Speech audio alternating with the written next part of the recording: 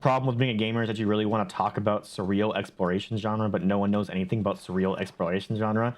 Oh, I love surreal exploration genre. My whole thing is I love exploring games, going on these journeys and adventures, and then analyzing them, looking into what the different meanings could be, the story, learning new things. Like in Abduction, I learned all about base 4 and that kind of stuff. So it's not like I love just learning new things and having these experiences and stuff.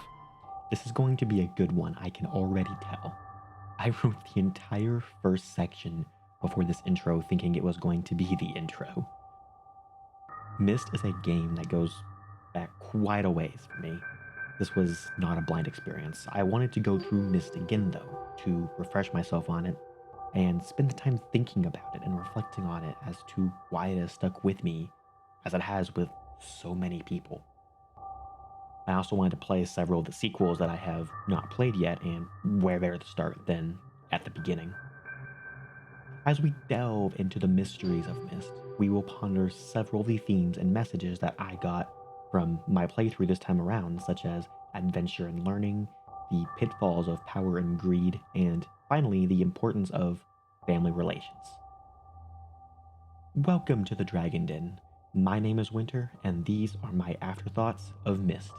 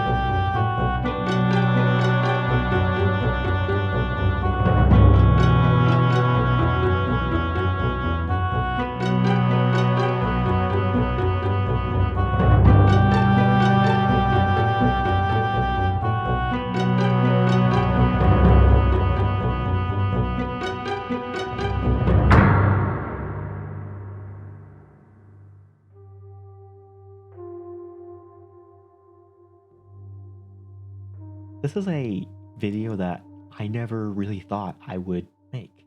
Myst is very special to me.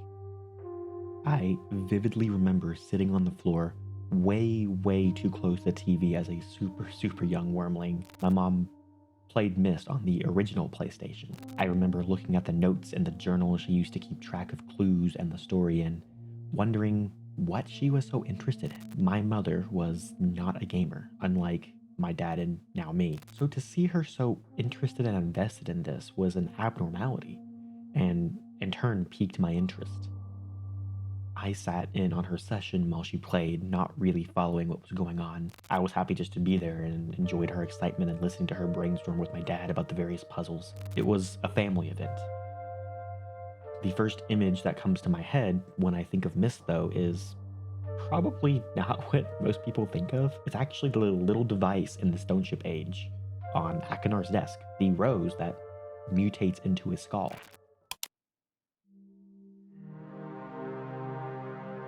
I remember this. You turn into a skull, don't you?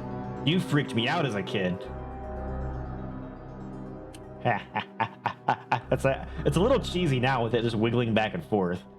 I remember this just being extremely demonic, especially with the music that was playing in the background. Because the music that's playing is the exact same. It's the exact same soundtrack. I remember watching my mom explore that room, and when she used that device, I was enthralled and set on edge at the exact same time. I, a wormling, probably about the age of 5 or 6, I don't remember, want to know more and why this device existed. Then many years later, I stumble upon my mom's collection of all the Myst games and go, oh yeah, that's the Rose Skull game. That's pretty cool, and then go about my day. Then in high school, I was looking on my phone for a game or several games to just pass the time during all of the extra time that I have during finals. I found the mobile port of Myst and Riven and confused as to why such an old game keeps popping up in my life and why I keep remembering it and thinking about it. I actually decided to play them. Instantly, though, the world sucked me in. The mystery as to why I'm on this island and who burned Atris's books. I didn't miss the note in my original playthrough, so I did understand what the plot was from the get-go. And how are these books able to teleport me? Everything about the game just screamed adventure, and in that adventure was the desire to learn and to understand. It took me about a week to complete Myst the first time, and most of that time was spent in the Selnetic maze and on the stupid clockwork puzzle because I didn't try to hold that lever down. And that's the hard part, is trying to figure out, okay, how the hell do we, by rotating the top two and by the bottom two, how the hell do we make it the number we need? And so you have to like think. There's a hidden mechanic to this puzzle, though. You hold it down, and the middle one keeps turning. And then immediately I set foot into Riven once I had completed Myst, though that is a beast for a different day. After completing Myst for the first time, I didn't have enough. It didn't answer some of the questions that I wanted to have answered. Honestly, replaying it after knowing more of the lore and direction of the Myst universe gave me a deeper appreciation for how many of the things are right there in the game, but not explained. Like the red and blue trap books, the art of writing ages, and how divided this family is. But we'll get to that later. The game does not handhold you. It does not explicitly dump exposition on you. Every time you get a hint as to what is going on, it feels like you've earned it. And this makes the world feel real and immerses you that much more into it. It makes you want to keep exploring and tinkering to figure out everything. This is the reason I fell in love with Myst, and probably the reason so many people have as well. I mean, there are 3 remakes of the original game. That should tell you right there how popular this game is. Myst encourages adventure, it encourages experimentation, and it encourages learning. You will not have one without the other. You will not have learning without the adventure. I mentioned earlier about high school. I was what you would call the quiet kid. I was not popular, but I also didn't get targeted for any bullying, really. I was always just the one off to the side watching, but never really getting involved with anything. I pin how I was on my anxiety. School always felt like a sanitized and polished plate of answers. Another way to describe it is that you could feel like school itself is an exposition dump. You went every day and you were fed, this is how you do this, this is why this law got enacted, this is how birds fly, this is why E equals MC squared. Don't get me wrong, I do believe schooling is important. What I'm trying to say is that, at least for me, things that I learn stick with me more when there is actual emotion behind them, when there is a reason for why I'm learning and not just to pass an arbitrary test set as a standard for knowledge. Looking back on abduction, I guarantee you, at some point in one of my math classes, I was instructed and taught as to what a base 10 numbering system meant. However, it did not stick with me until I played abduction and became interested and invested in that adventure, and in the process learned a base 4 numbering system, and then in turn learned how to process any other base type systems I could come across in the future. While Myst does not have a particular thing that I can say, this is what I learned from this game, I think Myst is the parent for many games that came after it, setting the expectation that there needs to be an adventure, a lesson, themes, and that everyone who goes through said adventure comes away with something to think about, or learn, or both from that experience. This is part of the reason I was inspired to actually make my channel, to go on adventures both digitally and in real life, and learn more about the world and myself. And I wanted to share those adventures with others like yourself, giving a safe place to relax and recharge, while at the same time learning and experiencing as much as we can to keep making progress both out there and in here.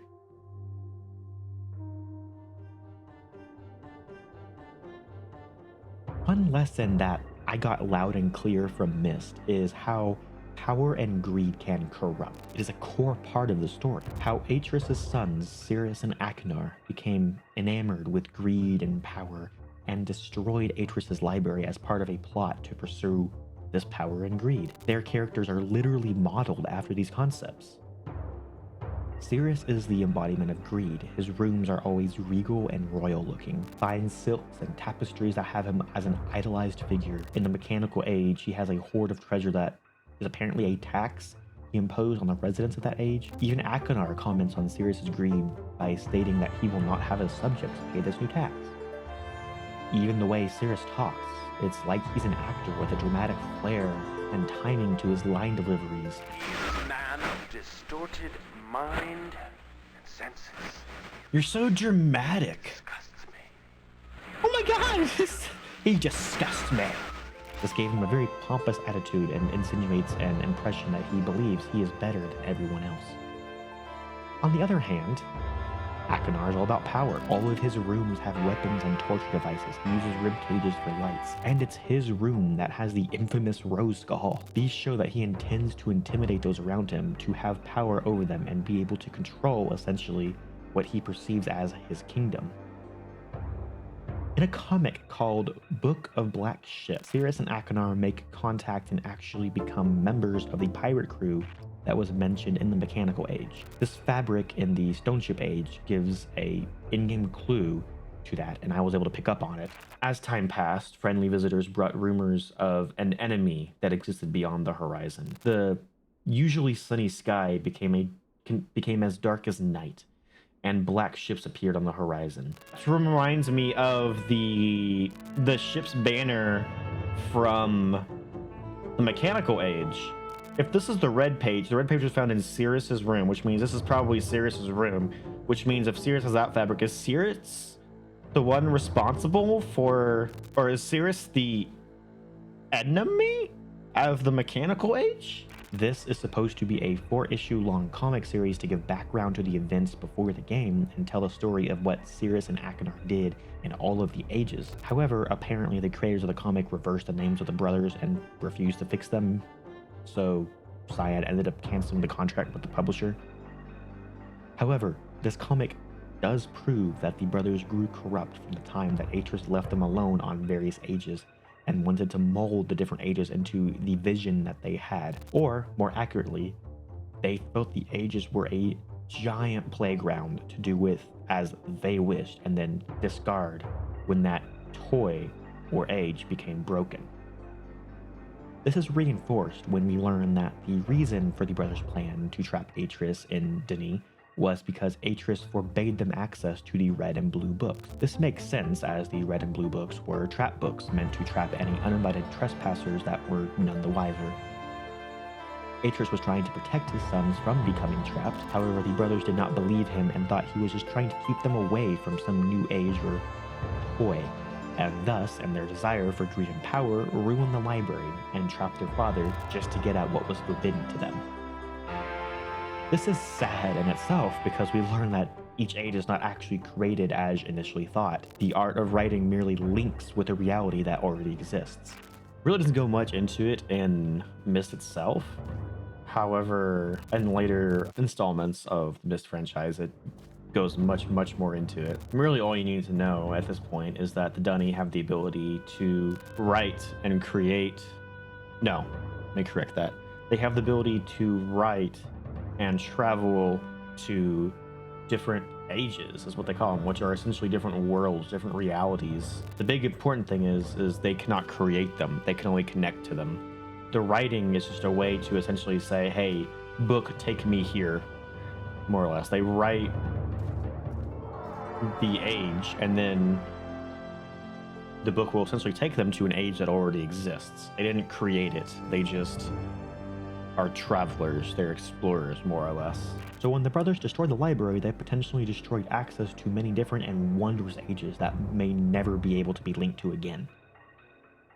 Then the realization sets in that the people that suffered by Cirrus and Achenar were real people, and that the brothers were more than likely not perceiving them as real, only seeing them as beings created by their father for their own desires. Which makes sense, as they are able to come and go as they please. Atris is able to change the world around them, and they were Atris's sons, so theoretically they had the same power. This idolization, most notable in the Channelwood Age, is more than likely the major driving factor as to the downfall of Cirrus and Achenar. The downfall being their mindset and the lessons they learned from their adventures, because no one was there to correct them when they were in the wrong. Skipping back into learning from adventures, I believe that reflecting on what we learn and experience is an important part of that journey itself, to affirm our own understanding and share it with others who will then give their own take on the experience.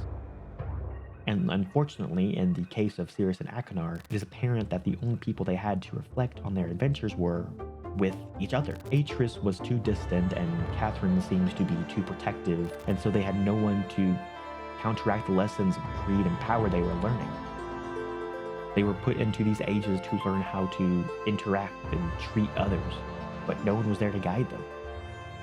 I know I complained about the school system earlier, but it does need to be there. We cannot throw people who do not know any better into life and say, learn what you learn. Then you get what the brothers become. Schooling needs to be there so that new generations have a healthy environment to reflect on their adventures and learn the correct lesson. But it cannot be a sterile and monotone environment that I feel the modern school system is now, because then you just learn nothing and are still thrown into the world where the wrong lessons could stick, and then greed and power come knocking.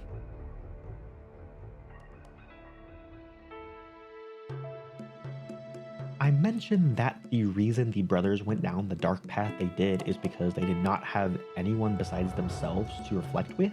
Atris was too busy tinkering with experiments and new ages to pay close attention to them. Catherine was busy dealing with Gen, who is a figure we will meet in the next game, Riven. Their grandmother passed away and is actually buried on the Island of Myst, so once Atris realized he could leave them alone on Channelwood, they became very independent, unintentionally.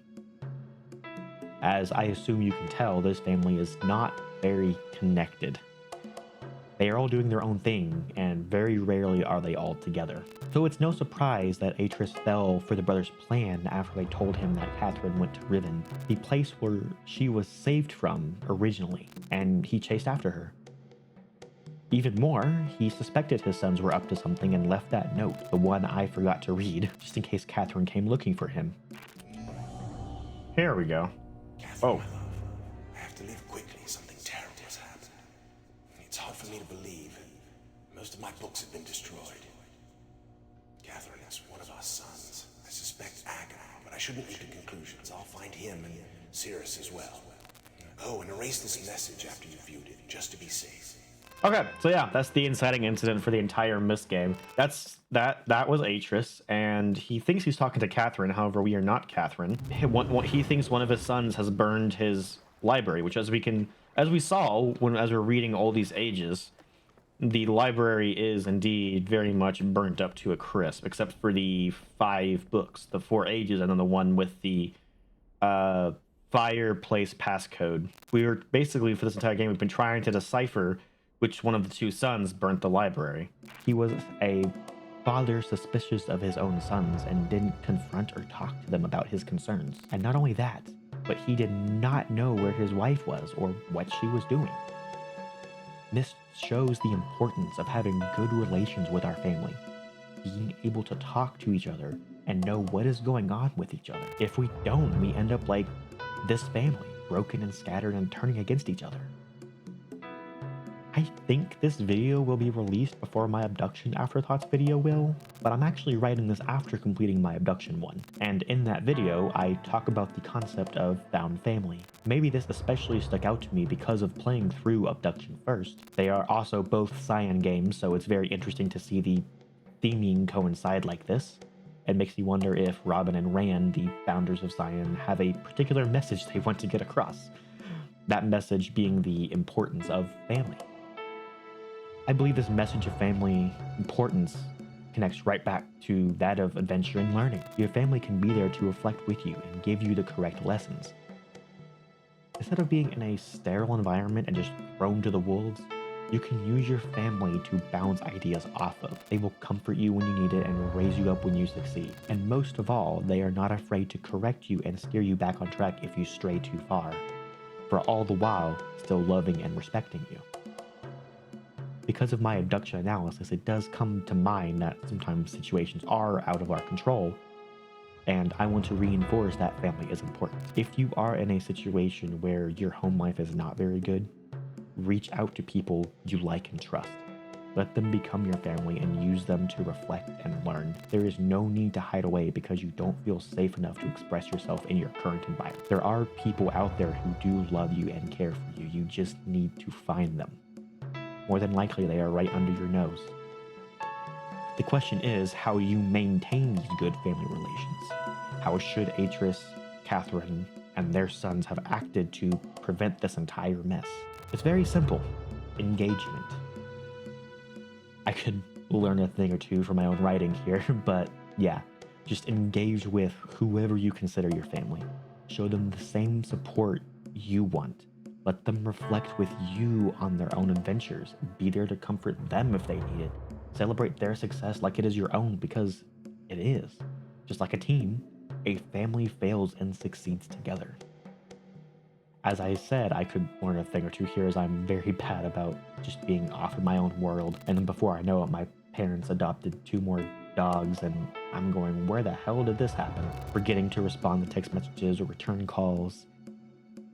Yeah, I think we can all benefit from consciously returning the care to others that they show to us, just purely to show appreciation. But at the same time, I beg those that have someone in their life that is like this dragon and is bad about communication to understand. It's not because we don't care. It can be several things like anxiety or ADHD, but it is not because we do not care. In my case, it's actually a mixture of both anxiety and ADHD. I get a text message and don't know how I want to respond. It could be something as simple as, do you want to go get lunch today? And then I'll not know right away and then get ADHD buried into a project and hours go by.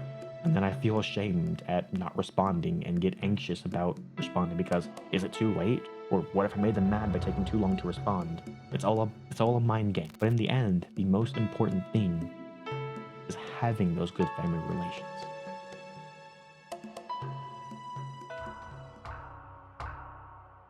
With that mystery unraveled, we have completed Myst. It is very bittersweet that I have finally gone through this game with you, as it has been something I have daydreamed about for a long time.